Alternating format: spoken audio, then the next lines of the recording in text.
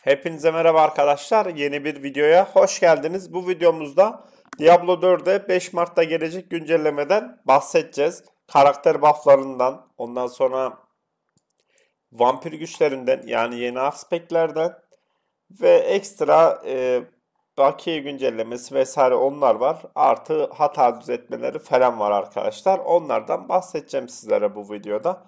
Bu arada kanalıma abone olmayı, videolarımı beğenmeyi unutmayın. Desteklerinizi bekliyorum arkadaşlar. Abone olursanız sevinirim. Şimdi arkadaşlar ilk önce vampir güçlerinden başlayalım.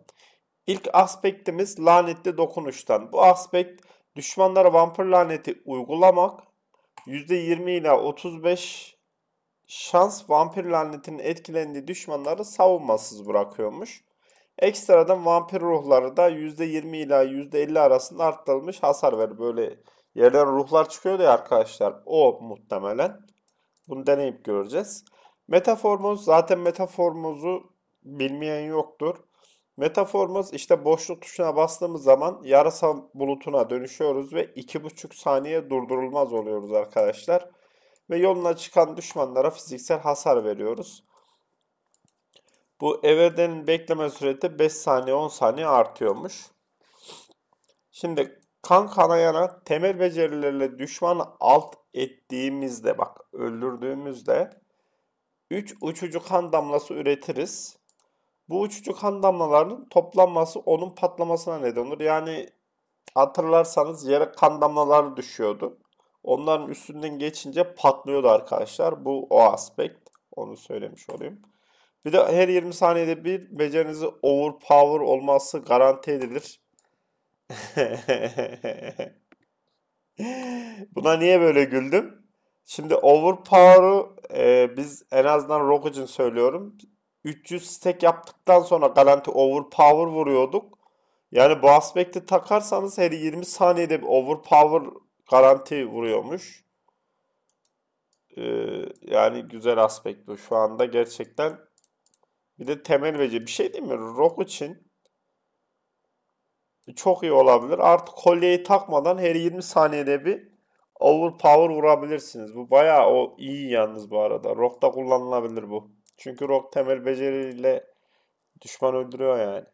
Neyse. Ateşli. Kullandığınız her 5 temel için bekleme süreler 2 ila 4 saniye azaltılıyor.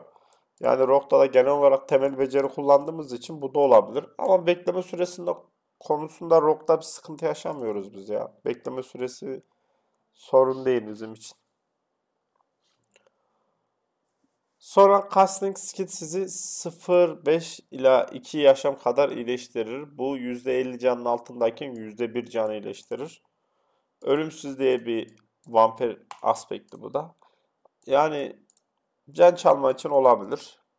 Ayın doğuşu bir düşmana temel beceriyle hasar vermek sizi 10 saniye boyunca 5 defaya kadar biriken 4 saldırı hızı kazandırır. Maksimum yük'e ulaştığınız zaman Vampir Blood Raid'e girersiniz ve 10 saniye boyunca %40-80 temel hasarı ve 15 hareket hızı kazanırsınız. Bu büyücüde bir temel yetenek hasarı yaptıydık ya arkadaşlar. Yani yaptıydık derken ben denediydim. Pek verim alamadıydık. Bu aspektle beraber gerçekten mükemmel olur o bu arada. O da denilebilir. Farklı bir build olabilir şu aspekt sayesinde. Sonra bakiye güncellemeleri. Hani anlam veremedim. Altta benzersiz öğeler yazıyor. Bakiye güncellemeler yazıyor. Neyse. Yıldızsız gökyüzü yüzüğü artık aktifken bir güçlendirme gösteriliyor. Yani alt tarafta gösteriliyor.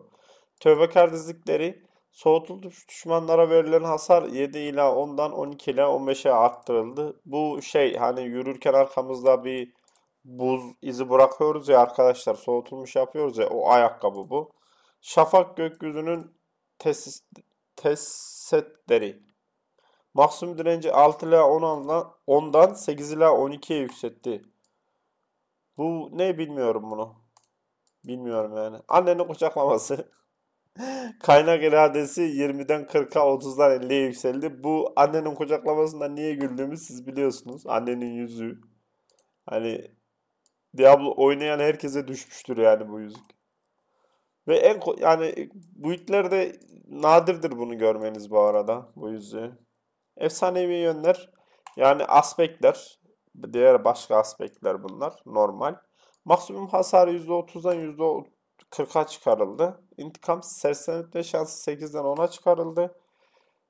Ya başka aspekt dediğim hani özellikleri yükseltilmiş. Sersemlenmiş düşmana verilen hasar 10 ila 20'den 15 ila 25'e çıkartılmış. Yıldız ışığı kaynak kazanım için gereken iyileştirilen yaşam miktarı 25'ten 20'ye değiştirilmiş. Bu da düşmüş arkadaşlar. Gelelim Barbar'a. Arkadaşlar Barbar'ın hasarı 5, şu charge var ya, o hasar %10 artmış. Şiddet kazanımı 13'ten 15'e çıkartılmış. Savaş partisi ek şiddet 3'ten 5'e çıkarılmış. 250 silahlarla ilave fury sayısı 4'ten 10'a çıkarılmış. Çılgınlığın hasarı artmış arkadaşlar. Deriyi soymak hasar %10 arttı. Şiddet kazanımı 13'ten 15'e çıkarılmış. Geliştirilmiş derisi, bu deri yüz diye bir şey vardı ya, kan yeteneği Barbar'da, hani Barbar'ı pek bilmiyorum açıkçası. Build yaptık da yeteneklerine hakim değilim. Savunması kalma süresi 2 saniyeden 3 saniye çıkartılmış. Stratejik yer vuruşu. Nihai bekleme süresi 1 saniyeden 2 saniyeye çıkartıldı. Stratejik demir deri. Bu demir deri var ya, o güçlendirme miktarı 15'ten 20'ye çıkarılmış. Kadimlerin başbakan çağrısı. Bonus hasarı 20'den %10'dan %20'ye çıkarılmış. Barbara böyle bir buff gelmiş. Zaten milyarlar vuruyordu. Artık milyonlar vurur. Ya da milyonlar vuruyordu, milyarlar vurur. Öyle işte. Daha var bu arada. Pasifler sonsuz öfke hiddet kazanımı 7-14-21'den 10-20-30'a yükselmiş. Örnek vermiş buralarda zaten. Efsanevi yönler aspekt demir savaşın sureti hasar azaltması 18-28'den 25-35'e çıkartılmış. Ha, iyice ölümsüz olmuş yani Barbar. Benzersiz öğeler, Gor'un yıkıcı kavramalar, kasırga rütbeleri 2-3'ten 3-4'e yükseltilmiş. Hasar 16-26'dan 25-35'e çıkartılmış. Barbar bu şekilde. Videoyu da fazla uzatmak istemiyorum arkadaşlar. Hızlı hızlı geçeceğim. Druid'in hiçbir yeteneğini bilmiyorum bu arada. Hani build'ini yaptım da hiçbirine hakim değilim. Genel olarak hasarı full artmış arkadaşlar. Hani hepsinin rüzgar kesmedir, şiddetleme topraktır. Yani 16'ya çıkmış, 8'den 12'ye çıkmış yaşam kazanması. İşte full yükseltilmiş. Pasif hasarı %30 artmış kurtların. İşte aktif hasarı da %45 artmış. Zehirli sürüngenler, şu sarmaşıklar var ya, onlardan bahsediyor. Pasif hasar %30 artmış. Aktif hasarı %40 artmış. Kuzgunlar kuşlar herhalde. Pasif hasarı %30 artmış. Aktif hasarı %20 artmış. Bayağı Druid'de iyi bir buff'ımız var arkadaşlar.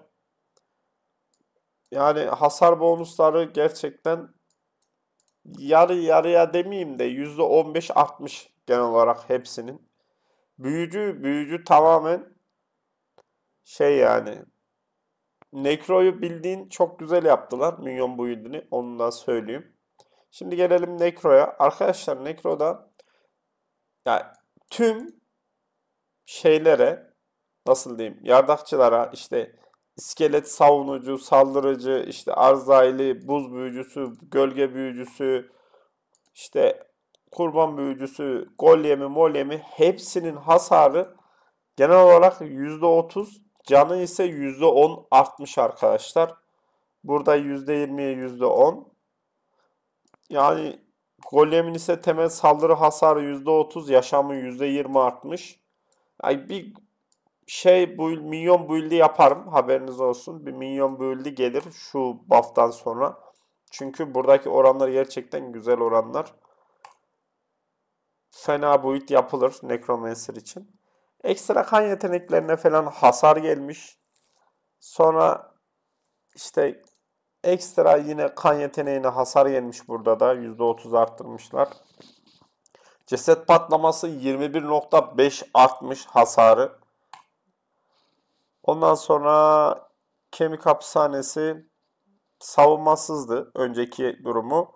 Şimdiki hali ise 8 saniye boyunca savunmasız hale gelir. Oo. Kan dalgasında %25 hasarını arttırmışlar. Ceset patlaması her hasar bonusu %8'den %10'a çıkarılmış. Yani bir şey değil mi? Bak. Şey build'i yapıyorsun. Minyon build'i yapıyorsun. Ondan sonra ceset patlamasını koyuyorsun arkadaşlar. Tamam mı? Şöyle. Tamam. Build hazır. Tabi Paragon'u da ona göre ayarlamanız lazım. Çivili zırh. Ekstra diken kazanıyoruz pasiflerden. Yani o pek şey değil. Ölümün yaklaşımı. Uzaktaki düşmanlara 4 daha fazla hasar verirdik. Yenisi 4, 8, 12 hareket hızı kazanır. Ha, hasarı düşürmüşler. Hareket hızı vermişler arkadaşlar. Ha, o yüzden Campfire'de hareket hızı diyorlardı. Bundan dolayı muhtemelen. Ondan sonra yakındaki düşmanlardan gelen hasar azaltma yükselmiş. Cehennem komutanı hasar bonusu yükselmiş. Sakatlayıcı karanlık. Önceki karanlık beceriler 1 saniye boyunca sersemletme şansı vardı. %15 ihtimalle. Yenisi karanlık beceriler düşmanları 1, 2, 3 saniye boyunca sersemletme ve onlara 0,2 gölge hasar vermek için %15 şansa sahipmiş. Ondan sonra efsanevi yönler. Hasar azaltma minyonların yanı sıra artık bizim için de geçerli. Aspect bu arada bu. Böyle aspect vardı artık bizim için de geçerli. O minyon build'i iyi buff gelmiş bu arada. Sonra bir de kan build'ine buff gelmiş işte. Bir kan bir de minyon build'i de kan o kadar iyi değil de minyon build'i bayağı iyi buff gelmiş. Geldik büyücüye. Arkadaşlar büyücüde yakma hasarı %40 artmış. Bu gerçekten yani çok yüksek bir oran bu arada. %40 artmış. Geliştirilmiş yapma bölümünün yarıçapı hasarı %25'den %50'ye çıkmış. Yani yıkıcı yakma düşmanların hasar azaltma miktarı %25'den %30'a çıkmış. Daha büyük yakma hareketsiz kalma süresi 1 saniyeden 1,5 saniyeye çıkmış. Arkadaşlar tamamen alev build'ine geçiş yapın yani. Net diyorum. Hidraların hasarı %15 artmış. Yıldırım topunun hasarı %10 artmış. Yıldırım topu oynayan arkadaşlar. Hadi %10. 500 vuruyorsanız 550 vuracaksınız. Neyse. Yıldırım topunun hasarı artmış. Pasifler buzul pençe bariyer süresi 5 saniyeden 8 saniye çıkartılmış. Aynı anında dondur. Lucky hit şansı 3'ten 5'e çıkartılmış. Ruh ateşi önceki 1,5 saniye hareket durduktan sonra becerileriniz 5, 10, 15 daha az mana harcardı. Şimdi Promensi becerileriniz %4 daha az mana harcar ve %2 daha fazla hasar verir. 2 saniye hareket durduktan sonra bonusları 2'ye katlarsınız. Çığ'ın hasarı %40'dan %45'e yükselmiş. Şok edici etki hasarı %33 artmış.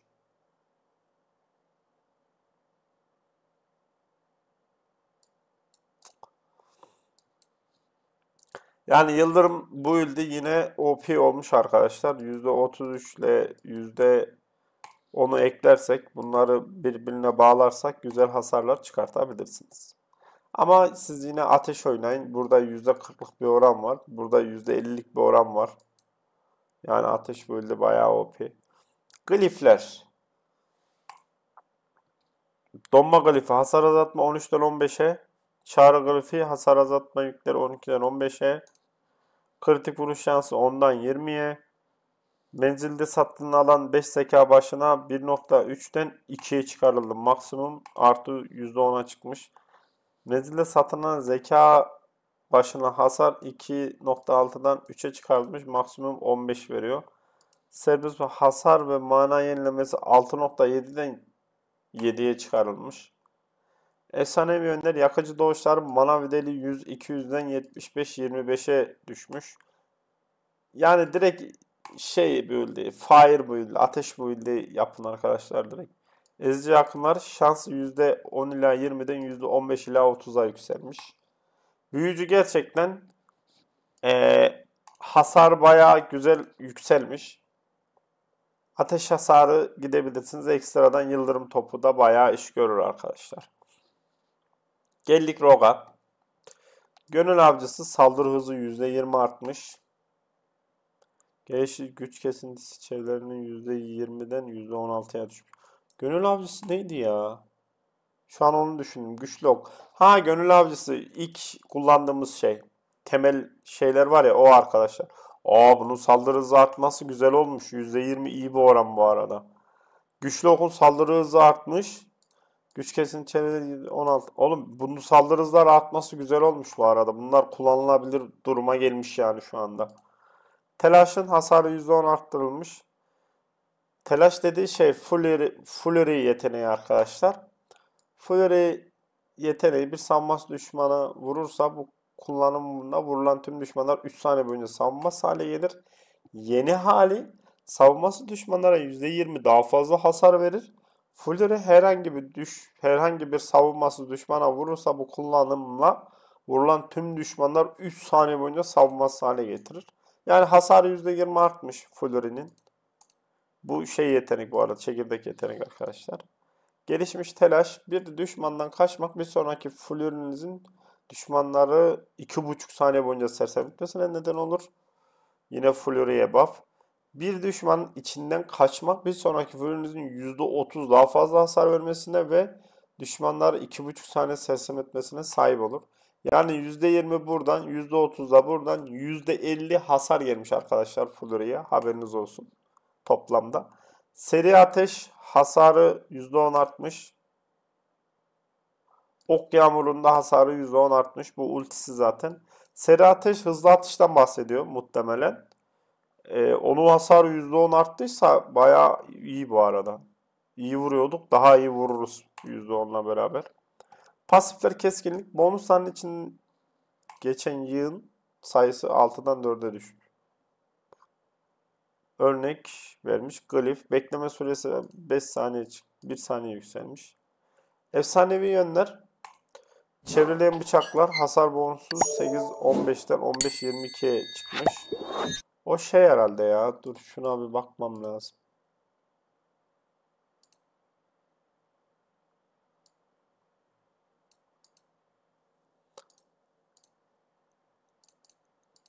Dallanan voleybolların. Bu çeviri beni öldürüyor bu arada. Ay dur. Oklar her sektiğinde %15 ila 25. Bu arada bu şey. Yaylım ateşi arkadaşlar. Allah'tan rock main'im de anlıyorum yani, biliyorum direkt. Yaylım ateşi arkadaşlar. Okların her sektiğinde 15 ila 25 oranda 2 oka bölünme şansına sahipti. Yenisi seken oklar hasarı %40'dan %60 ila 80 arttırın. Ayrıca oklar her sekmede %40 ila 60 oranda 2 oka bölünme şansına sahiptir. Yani yaylım ateşi güzel bir şey yapmışlar şu anda bu arada. Denenebilir. Bu bakılabilir bu arada net. Gölge dilmeyici hasar %80 ila 100 temel hasardan %200 ila %300'e çıkmış. Bak buradaki temel hasarı ve yukarıdaki yeni gelen temel aspektlerle beraber üf. Neyse. Benzersiz öyle. Kartal boynuzu bu yay. Hasar bonusu %20 ila %40'dan %40 ila %60'a çıkmış. Karanlıktaki gözler Death Trap'in ilave hasarı yükselmiş. Yani bu gölge şey var ya, ultimiz o işte arkadaşlar. O zaman tuzak build'i de yapılabilir bununla ya. Kıvranılan hilekar grubu Savdök'ü çağırmak için bekleme süresi 12 saniyeden 10 saniye düşürüldü. Savdök'e hasarı %20 arttırıldı. Yanımızda gölge kopya oluşturuyoruz ya arkadaşlar. Onun bekleme süresi 10 saniyeye düşmüş ve hasarı %20 artmış. Robot. Bizim robot arkadaşlar. Bu arada karakterler bitti. Hani genel olarak hepsine buff, yani zaten hepsini söyledim. Robotumuz zehir desteği. Zehir desteği artık yapı yayıldığı hasar bonusu yeniden uygulanmıyor ve zamanla diğer hasarın işlevselliğine uyum sağlıyor ayar taşları. Kanama desteği, yazma desteği, fırtına. Arkadaşlar genel olarak zamanla hasar var ya, onlara buff gelmiş. Yazma desteği kritik hasarı %20'den %10'a çıkarıldı. Yani bu tam tersi. %10'dan %20 yazmak istemişler herhalde. Beceri sıralama başına bonus kritik vuruş hasarı %2'den %1'e çıkarıldı. %1'den %2'ye çıkarmış arkadaşlar. Tempest artık yeniden uygulandığında veya yayıldığında ilave hasar süre kazanmıyor. Kullanıcı arayüzlerinde güncelleme var. Artık profiller falan görüntüleniyormuş. Hani öyle şeyler var. Hata düzeltmeler var. Çeşitli Uber Unique öğeleri üretmenin maliyeti 5 yerine 4'e düşürülmüş. Oley!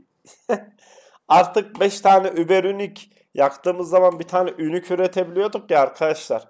O 4'e düşürülmüş. Millet full Uber'lerini harcadıktan sonra 4'e düşürmüşler. Helal olsun. Sonra hata düzeltmelerimiz. Yine olmazsa olmazlarımız. Yine bir ton bir hata var. Onlar düzeltmişler. Kullanıcı arayüzleri işte profildeki arkadaş ekleme istemini de tetikleyebilmesi sorunu düzeltilmiş. Yine burada sorun düzeltmişler. Çeşitli pit muhafızlar için görev veren NPC Helltide bölgedeki aktifken ortadan kaybolması sorunu düzeltilmiş. Çeşitli performans ve kullanıcı arayüzü ve kararlılık eleştirmesi yapmışlar. Arkadaşlar 5 Mart'ta gelecek güncelleme bu şekilde. Aspektleri, ondan sonra karakterlerdeki buff'ları, gelecek şeylerin hepsini sizlere söyledim elimden geldiği kadarıyla. Robotun da aynı şekilde gelen özelliklerini söyledim. Yani 5 Mart'ta bunlar gelecek. Ekstradan The Gunlander gelecek. The Gunlander için ayrı özel video yapacağım. Sadece 5 Mart'ta bunları söylemek uygun. Sonra The Gunlander için ayrı özel bir video yapacağım dediğim gibi. Güncelleme bu şekilde. Yani iyi mi? İyi. Ya bilmiyorum. Arkadaşlar kaç dakika olmuş? 22 dakika olmuş. Tamam. Ya şöyle diyeyim. Buraya kadar izleyen arkadaşlar varsa gerçekten yorumlarınızı bekliyorum. Diablo 4 hakkında, bak Diablo 4 hakkında çok şey alıyorum. Bazıları, yani çok şey alıyorum derken çok yorumlar alıyorum. Bazıları diyor ki işte bu böyle kabul edin Diablo'yu. Bazıları diyor ki endgame'i yok, yapacak hiçbir şey yok, hemen bitirdiler. Bazıları farklı şeyler söylüyor. Arkadaşlar bu konuda gerçekten hani bir açıklık getirmek istiyorum ben.